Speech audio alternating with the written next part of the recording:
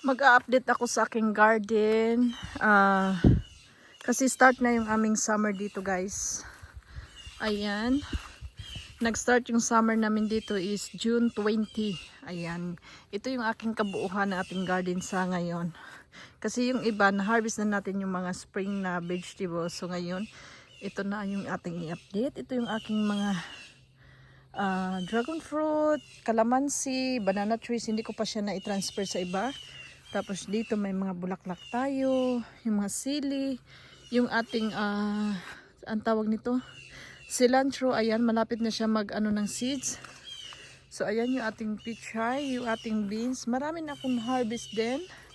Ayan yung aking mga malunggay, na-trim ko na rin yan. Yung ating eggplant, ayan yung mga beans. Ito yung ating kabuuan ng ating garden. Ayan yung nandito. Ayan, maraming bunga yung aking, yung malalaking eggplant. Yung ating beans, tapos dito. Tapos ayan yung dito.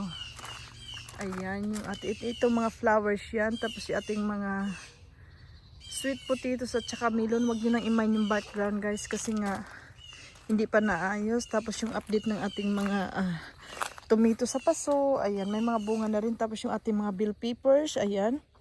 Marami to siyang mga tawag nito, bulaklak na karaan. Kaso lang nung panay hangin, nagkalaglagan.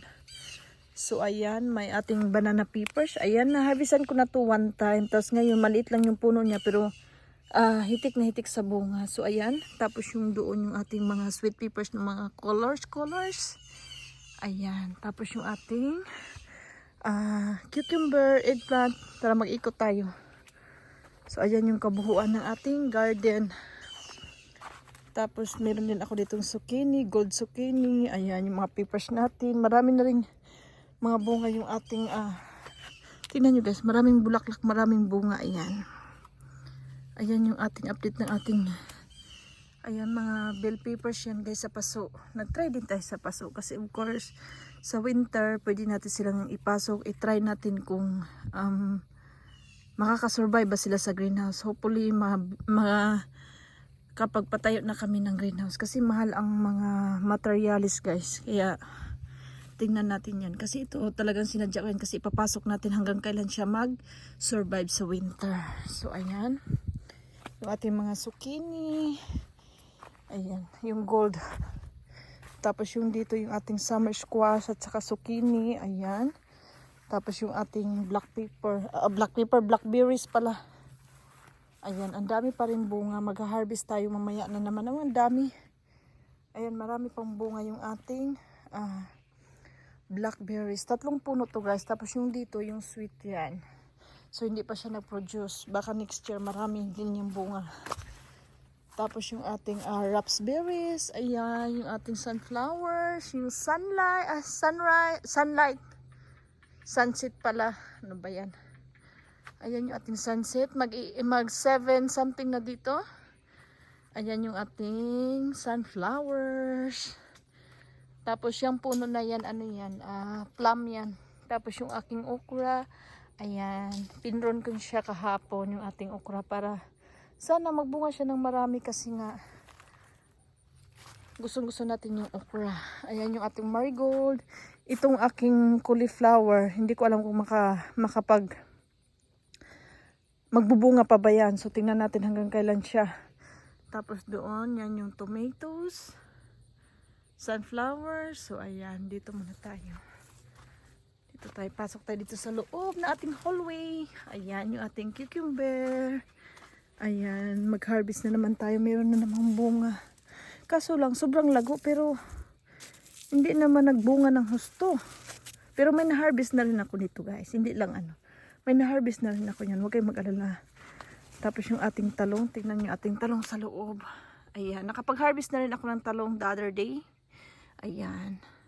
May ma-harvest na naman tayo bukas or susunod araw. Tapos yung ating, meron akong 4 na variety ng mga melons, cantaloupe. Ayan. Tapos ito yung ating cantaloupe dito. Maraming bunga. Nakikita nyo yung mga bunga niya. Ayan. Marami siyang bunga. Meron ng malalaki.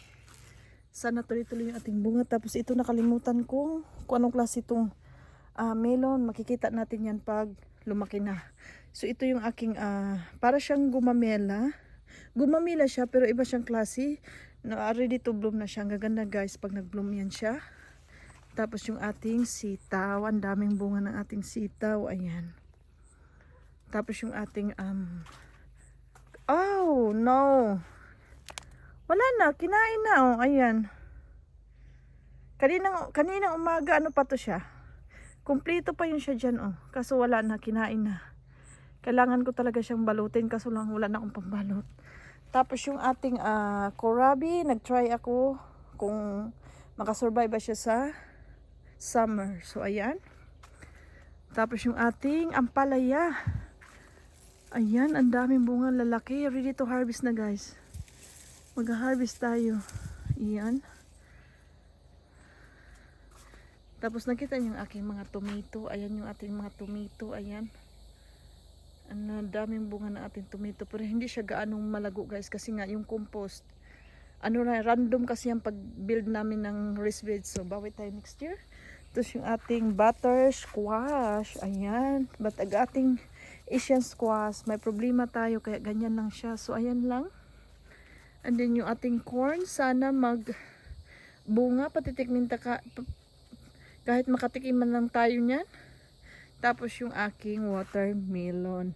Itong watermelon na to. Tinry ko siyang lagyan ng trellis. Para tingnan natin kung anong resulta niyan. Kung magbunga ba siya or makasurvive ba siyang gaginanyan natin. Tapos meron naman dito tayong yung aking yellow na beans. Ayan sa paso. Ayan ang daming Tapos yung dito naman yung ating sweet potato sa paso. Meron akong 4 na paso. Tapos yung ito ating watermelon. Bali 3 raised bed yung ating watermelon. So ayun guys ang update na ating garden.